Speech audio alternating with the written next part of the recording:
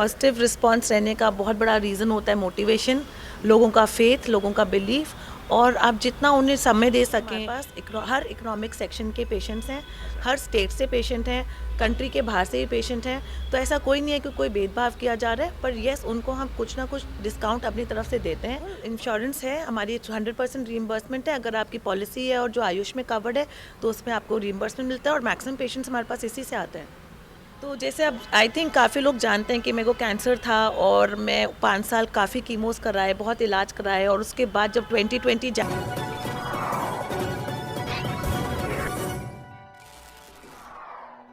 नमस्कार दोस्तों, मैं हूं राजेश आर्या और आप देख रहे हैं बड़ी चलो न्यूज़।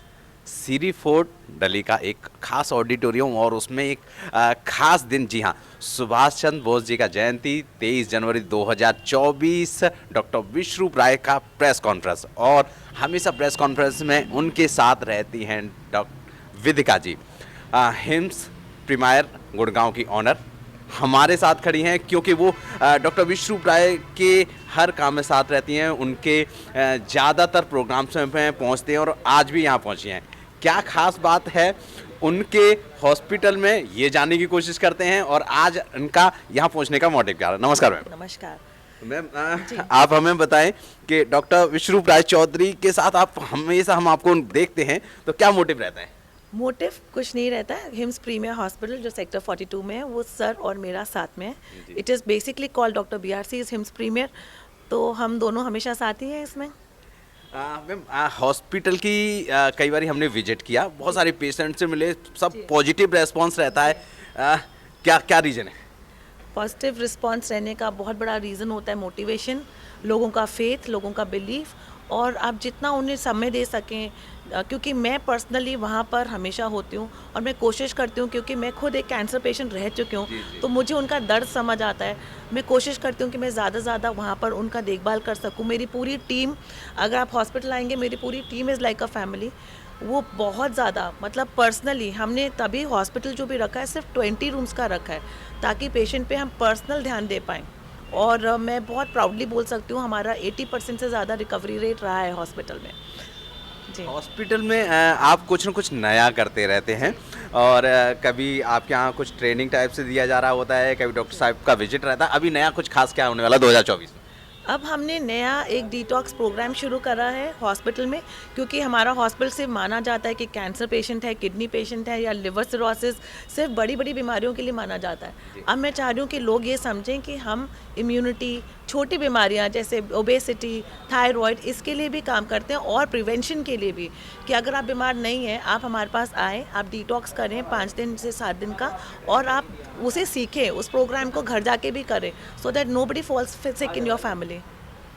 मैं एक चीज़ देखता आ रहा हूँ हॉस्पिटल के अंदर कि आपने बिल्कुल 5 स्टार फैसिलिटीज़ वहाँ दे रखे हैं, लेकिन कई गरीब लोग हैं जिनको परेशानी है, वो आप तक नहीं पहुँच पा रहे। क्या किया जाए?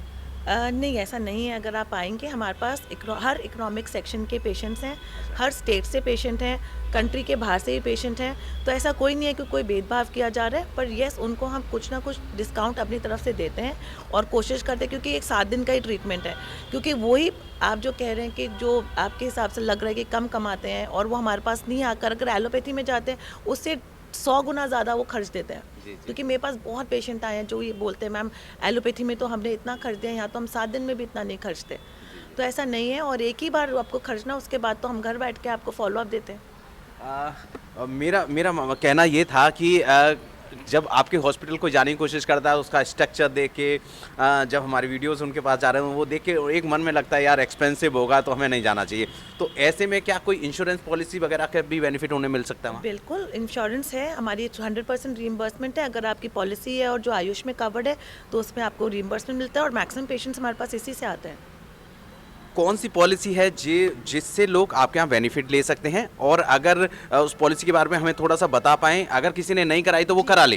बताएं। कोई भी मेडिकल पॉलिसी, मैं नाम किसी नहीं ले सकती, पर किसी भी कंपनी की पॉलिसी जो आयुष के अंडर आती है, तो आप कोई पॉलिसी ले भी रहे हैं तो आपको यही बोल रहे हैं कि आयुष कवर चाहिए उसमें, तो वो रीइंबर्स हो जाएगी। वो कैशलेस रहती है? नहीं, कैशलेस नहीं है। कैशलेस नहीं है। बट कोई बात नहीं, क्योंकि आपको अपना इलाज कराना है और देखते हैं कि एलोपैथी की वजह से कितनी सारी प्रॉब्लम्स हो रही हैं। ऐसे में ये नेचुरोपैथी एक ऐसा ट्रीटमेंट है। डॉक्टर विश्वरूप राय चौधरी मोस्ट प्रॉब्ली वहाँ मौजूद रहते हैं और हमेशा एक एक पेशेंट पर नज़र भी रखते हैं। मैम, डॉक्टर विश्वरूप राय चौधरी का खास रोल क्या रहता है वहाँ पर आपके पेशेंट के लिए? सर, जितना भी any patient who comes to us, तो जैसे ही उनका फॉर्म भरा जाता है वो सीधा डॉक्टर बीआरसी ऑफिस में ही जाता है। तो हमारी प्रोटोकॉल, क्योंकि मैं तो खुद ही सर की पेशेंट रह चुकी हूँ और सर के फुट स्टेप्स पे हूँ, तो आई थिंक अगर सर इलाज कर रहे हैं या मैं कर रही हूँ, मतलब it is the same thing. I am just a photo copy of him. लोग कहते भी हैं कि डॉक्टर साहब का जो फोटोकॉपी है वेदिका जी वो बन चुकी हैं पूरी तरीके से, क्योंकि वो पेशेंट भी रह चुकी हैं और इतने पेशेंट का इलाज भी कर चुके हैं। ऐसे में आप अपना एक्सपीरियंस बताएं कि ज़िंदगी के कई पड़ाव हमने आपके साथ देखे और जाना कि आप कितनी परेशानियों से बाहर निकली हैं और ऐसे में लोगों की मदद करें। अपना एक्सपीरियंस जरूर शेयर करें।